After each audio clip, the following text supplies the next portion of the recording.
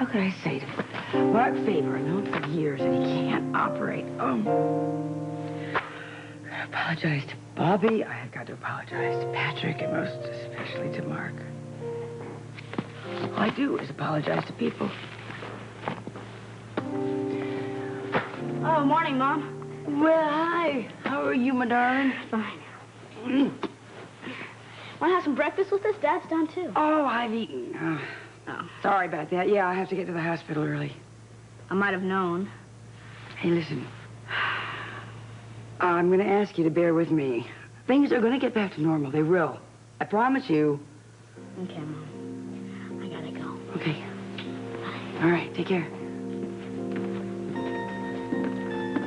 You've already eaten? Yes. I heard Mark Faber made it back in time to do that bypass. Yes, he did.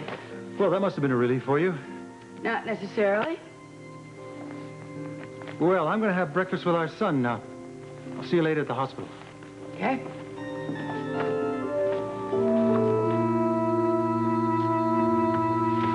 So there's still no word on LeBlanc's whereabouts or when he's... Monica. I have to do something about this. If I put... Monica, Steve would like to see you in his office. No, I have to move him. If I put... Monica, excuse me? Did someone say something? I did. Oh. Steve would like to see you in his office right away. No, I have to put him... This doesn't work. Monica. Yeah? How are you? Oh, AJ called you. What did he want? Who? AJ, you just said he called me. Oh, yes. He said he did very well. With what? He did very well on the science report, you know. Oh. Yes. And he is expecting you home after work so he can play ball and glove. Ball and glove? Yes. What do you mean? Which is what I said, you know. But you throw and...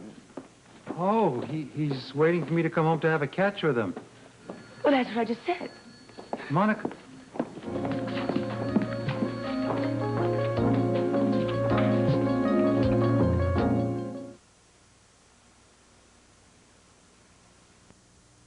Bye, Jesse.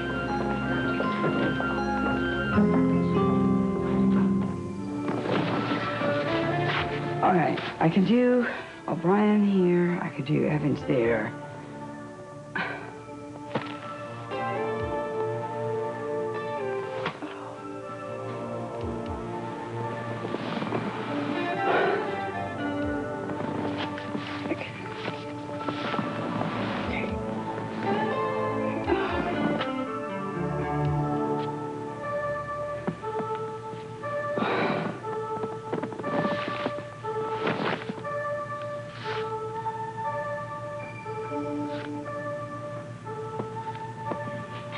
The operating rooms simply have to be more efficient. We're understaffed, Steve. We've got too many people working double shifts. Yes, I understand. That's true. It's true. It's a problem, and it can't be ignored.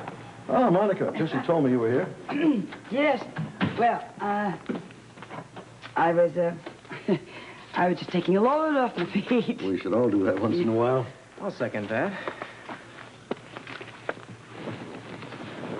Monica, the reason I asked you here is to review the status of our surgery department. It needs to be looked into. Well, I've been looking into it. Yes, I know, but what we have to do now is reconsider how we're structured. I've been doing that. Yes, I know, but the task shouldn't have fallen on your shoulders. That's all right. I can do it. I'm not questioning that.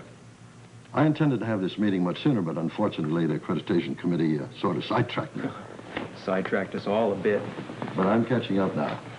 I want both of you to give me your views of the situation so I can take action to alleviate the problems. Oh, well, really, Steve, there's no need to do that. At the moment, I'm up to my ears.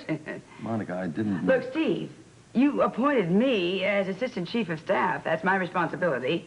I can handle it. Now, when I'm ready, I will come to you with my recommendations. Why don't we talk about it right now? I don't know what there is to talk about it, Steve. I mean, I've talked to Tony about it. We both seem to have a fix on it. The whole accreditation committee, all their demands, they sort of just, they want, I don't know, complex problems solved very simply and very easily with nothing. You can't have that. You just, They don't think of things as important. They just think of them as trivial. You know, I mean, you want to be a surgeon. You all of a sudden find that I don't know, you have to read a lot of books. You have to read reports. You can't deal with people like this. All the papers, all the things that... Monica.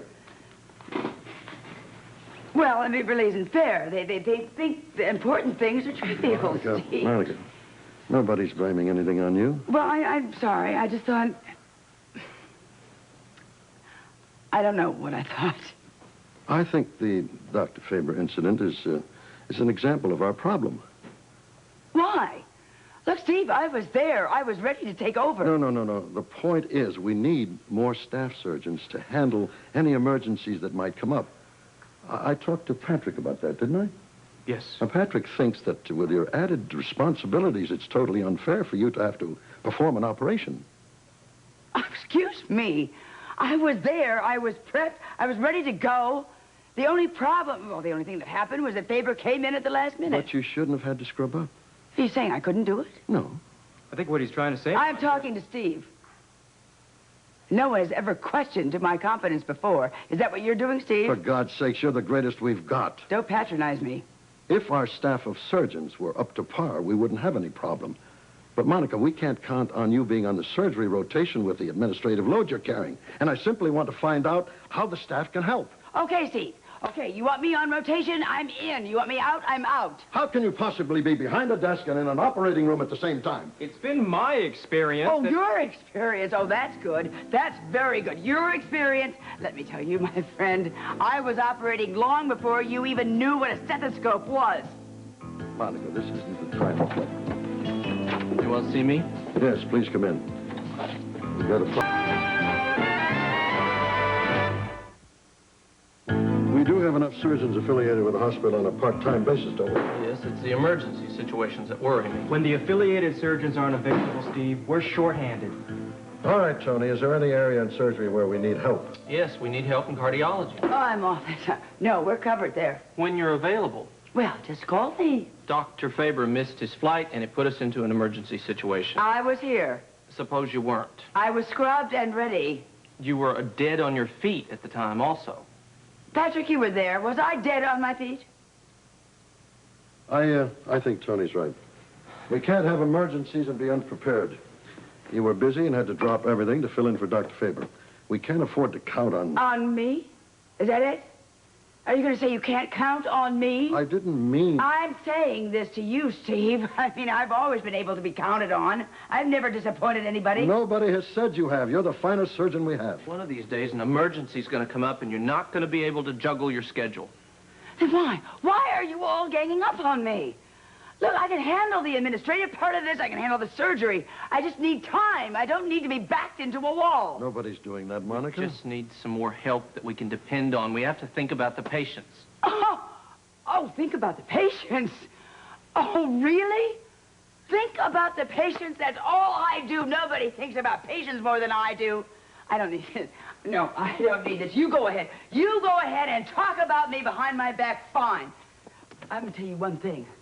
I can handle the administrative part of this. I can handle the surgery. I can handle anything you want to give me.